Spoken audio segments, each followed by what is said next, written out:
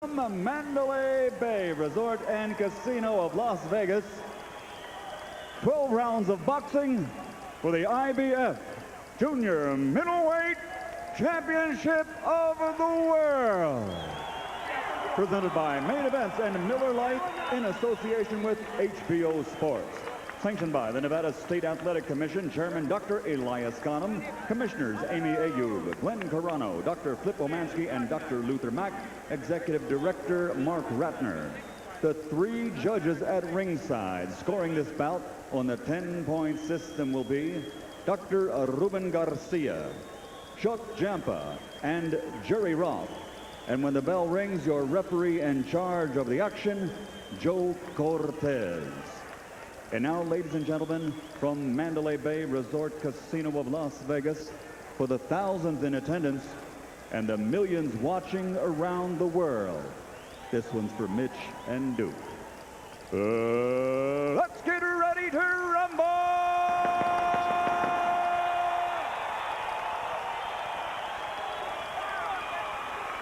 Introducing first, fighting out of the blue corner, wearing black trimmed with silver. He weighs 153 and 1/2 pounds. His professional record stands at 24 victories, including 16 knockouts with 3 losses and a draw. From Buffalo, New York, ladies and gentlemen, here is the challenger, the IBF #1 ranked welterweight in the world, Ross the Boss Thompson.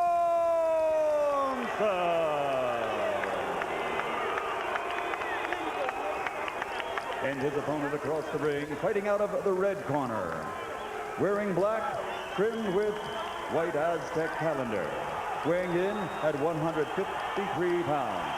This 1996 Olympic team member has a perfect professional record consisting of 19 bouts, 19 victories, including 17 knockouts, and he is recognized pound for pound among the best in the world today. Plus, he's the youngest to ever hold this title. Ladies and gentlemen, from La Colonia Boxing Gym in Oxnard, California, presenting the reigning and defending undefeated IBF Junior Middleweight Champion of the World, the Aztec Warrior Ferocious, Fernando Vargas.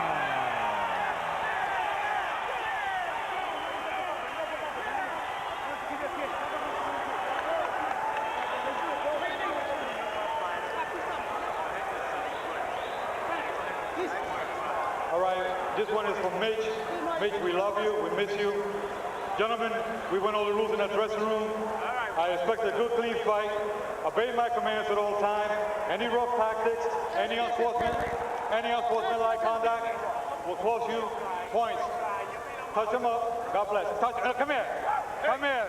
Hold. Fernando. Fernando. Fernando. He's refusing to touch gloves with Thompson. Fernando. Come here. Commissioners Come here now. are requiring him to do so. All has been said.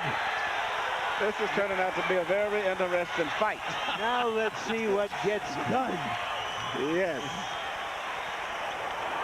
As they would say, let the beatings begin. How much more difficult did this assignment become for Vargas when Ross Thompson rose to 173.5 pounds, Manny? Middleweight on a light heavyweight. Isn't that something? Fighting for the junior middleweight championship. In fact, a big middleweight even. A big middleweight and a light heavyweight fighting for the junior middleweight champion. Yes. This is the world of weigh-ins 30 hours before the fight.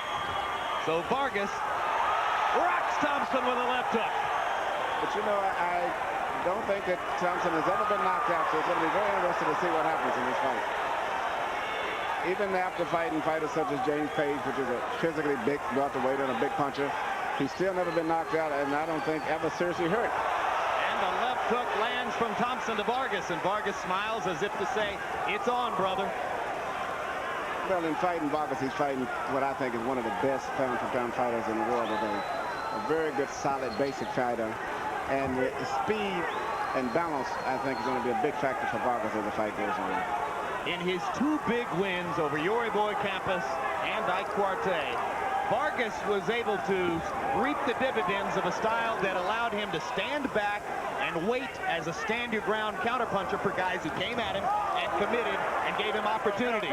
It won't be the same tonight, according to Thompson. No, well, Thompson is an aggressive fighter. The only thing that I've noticed in studying films of Ross, after he finishes up punches, he's off balance a lot.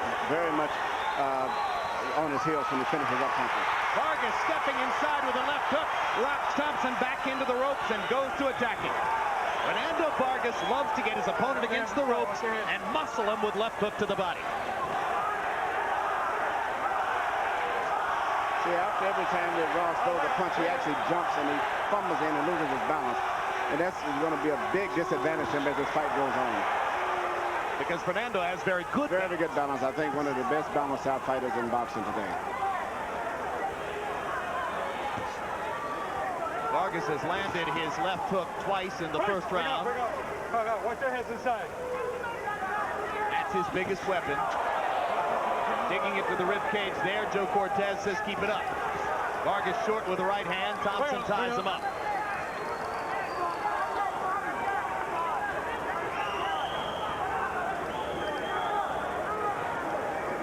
Even motivated as he is by anger, Vargas doesn't storm his opponent. No, he's fighting a very patient fight.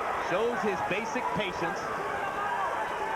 And I have to give credit to Thompson. Thompson is fighting a very good fight. At this point, it's almost tit for tat. Even though Vargas is a little bit faster, a little bit of better balance, but Thompson is landing his own share. Thompson digging away with right hands to Vargas's body as Fernando leads in.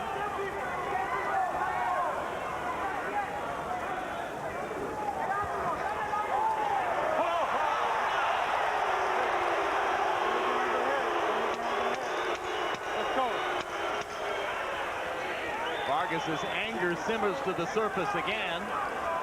If Thompson's goal is Fernando wild-eyed with fury, he's accomplished that. And as we go to Vargas's corner, where trainer Eduardo Garcia speaks Spanish, our interpreter is Ray Torres. All right, very calm. You got to work that left hand. Don't get overexcited. Be cool. You got to keep working with that left jab. He's a son of a gun. He's going to get it. Then go with your stuff. Now, your head's going to move, his body ain't going to move. Don't be afraid to tap around that body. You box very, very well. Very, very well. Just do this, just feint him. Do what you're doing it fine. Couple of left hands by Vargas in that round indicated the edge he has in quickness. Both occasions came away clean. And oftentimes, just because Ross has such a bad balance when he exchanges, it may look like he's being hurt because he falls off balance when he, in all actuality, isn't. It's interesting. Something you learn all about when you're training Prince Nassim, huh? Balance, yes. It's interesting that the punch that was missing, to me, seemingly in the first round, was the left jab. No one was jabbing. Everyone was going for the knockout with each blow.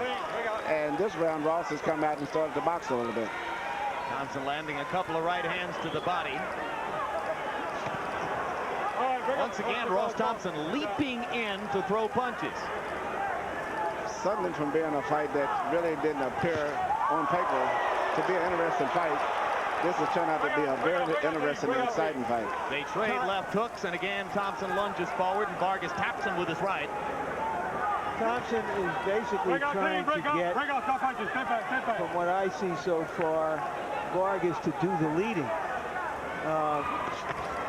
And Vargas is trying to make him do the leading.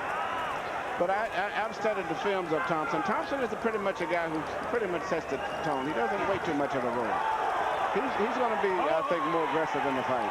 Good right hand to the body by Vargas as Thompson once again was off balance, having fired while leaping in. Vargas is taking his opportunities as they come when Thompson chooses to engage. Only Thompson has really begun to try to work the jab at all. And there he lands a straight right hand over the top on Vargas. This is turning out to be a very good fight. Definitely not a 30-to-1 fight the way that some of the odd makers have made it. That's right. You know, when you consider that both guys had good amateur backgrounds, Thompson himself had, I think, about 90 fights, was 3 times national amateur champion. And he started boxing when he was about 9 years old. The biggest disadvantage he's got probably is his inactivity level. Well, Thompson's losses were to Obakar, outstanding fighter. You've seen him against Oscar De La Hoya and others. And that fight went the distance. Another loss was to James Page, who won a welterweight title. Hard puncher, good fighter, and that fight went the distance. Another loss was to Adrian Stone, who has been a contender, and were it not for a bad loss against Vernon Forrest, would still be ranked as a contender. So Thompson's pedigree, even in the pros, isn't all that bad. That's correct. And you know, you really can see the difference between the 10 pounds in weight.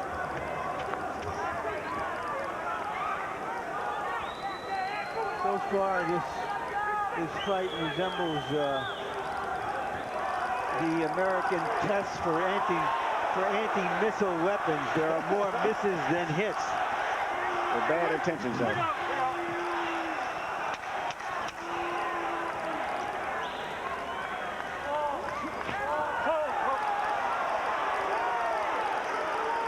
Vargas has already won once for hitting Thompson on the back of the head. Came close to doing it again. On Tuesday, September 12, Real Sports with Brian Gumbel returns. Among the stories, a look at controversial gymnastics guru Bella Caroli, the leader of the United States women's team in Sydney, who's on a quest to recapture the magic of the Atlanta game. Also, an investigation into Sammy Sosa's charity foundation, which is being scrutinized now for mismanagement of donations. Real Sports, where nothing is out of bounds. So right around fast again. A little bit more with step with the jab, fake him the right hand. Go to the body after that.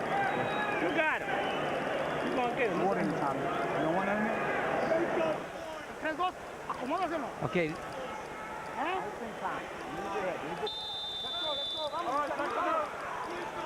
Seconds out. There you see them flailing away with left hand. So far, this fight has been the calm after the storm.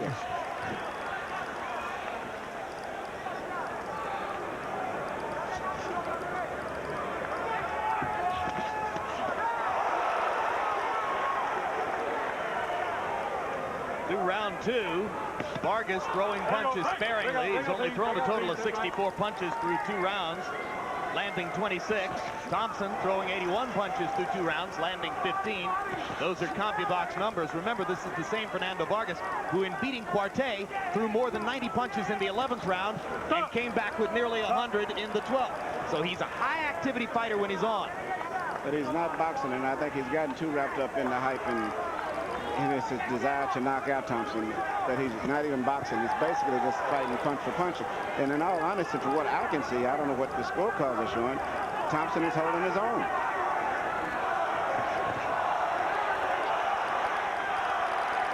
They flurry, they move apart. They flurry, they move apart. Neither man has been definitive in the exchanges so far. Vargas is not using his jab to set up his other artillery. He's trying to just land big left hooks and counter right hands and straight right hand leads. And you could easily end up in another situation very similar to the last fight where both guys end up colliding heads the way that they're fighting. Oh, no, what a great night that would make it. Well, that's just the possibility of that. No.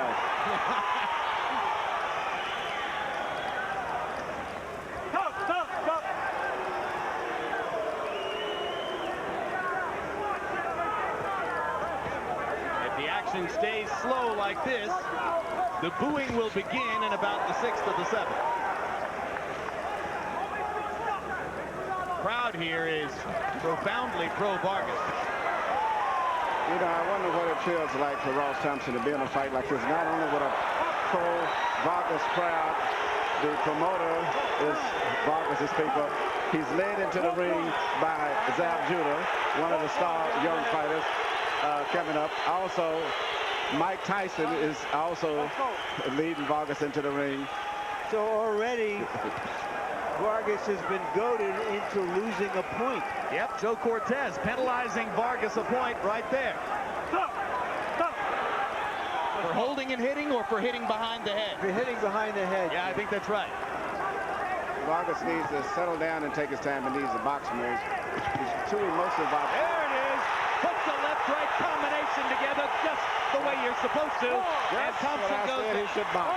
absolutely right. That's boxing. Yeah. That was a combination. And Thompson grabs and holds as Vargas does damage along the ropes.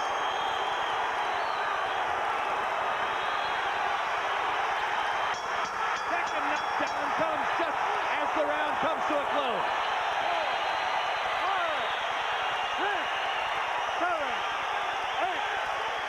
And Ross Thompson almost sat down when there was no chair underneath him.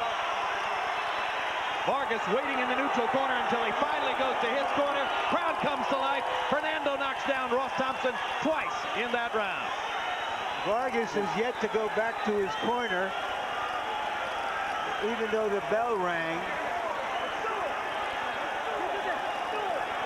I think Vargas is unaware that the round was over and was ready to go back and hit some more. Yeah, very, very emotional. That would have been a 10-7 round, except that a point was taken away from Vargas, so it becomes a 9-7 round for Vargas. How you doing here? And it makes that second knockdown at the end of the round potentially critical on the scorecards. Here's another look, Larry. Very suddenly, a high right hand. And now Vargas comes out to see just how stable Thompson is early in the fourth round. Better, but not totally there. If Vargas can land another 1-2, he might have something going here. Thompson beginning to get his legs back. And now throwing punches again. But it's just going to be a matter of time. He's still a little too slow and very vulnerable to Vargas's short punches. I just hope that Vargas doesn't get too excited and do anything that can possibly get him disqualified. Well, he needs to set up with the left and throw the right, and he does it again. And there's the third knockdown of the fight. And Fernando Vargas is buzzing with energy. And Thompson starts yelling at Vargas again as he gets up. I guess Vargas isn't mad enough to suit Thompson. He wants him more so. Fernando wants to finish right now. Thompson wants to hold on. Joe Cortez watching closely, and this is going to be it. Fernando Vargas with another fiery ring statement.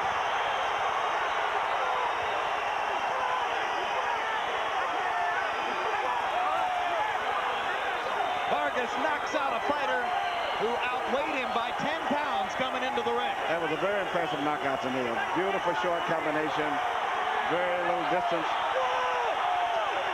And he and Felix Trinidad is going to be one good fight. I'm not sure he's satisfied to knock Thompson out once. He wants to go back and knock him out again a second time. What he's yelling at him is, who's a bum now? Who's a bum now?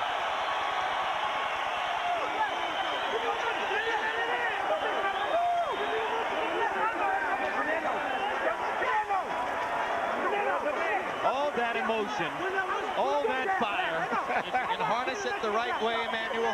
He's a fantastic fighter. You know, in fact, he's maybe my favorite fighter next to probably Lennox and Nassim Ahmed and Felix Trinidad. Well, and, you know, and the thing that's so beautiful about Fernando, he loves to fight. The same as you get to Felix Trinidad. Felix Trinidad loves to fight. And that's what's going to make this a great fight from those two fights. It might be December 2. It might be December 9. It'll certainly be the attraction of the year, Larry. It's a big one. It'll be a great one to end the year on.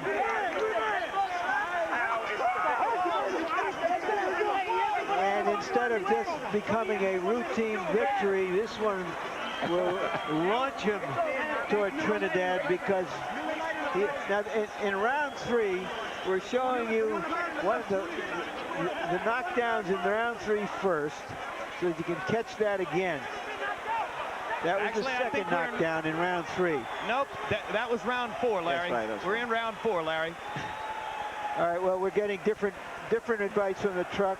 That was round 4. Finally, you can see Thompson submitting with his blinking eyelids. Vargas taunting him now. And then this is the flurry that ended the fight and prompted Joe Cortez to stop it, as Thompson couldn't hold on and Vargas started going to work left and right.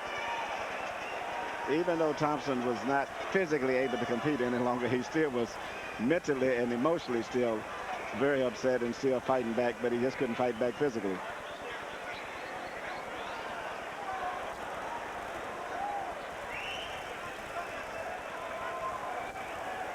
The flurry of punches once again unanswered by Thompson.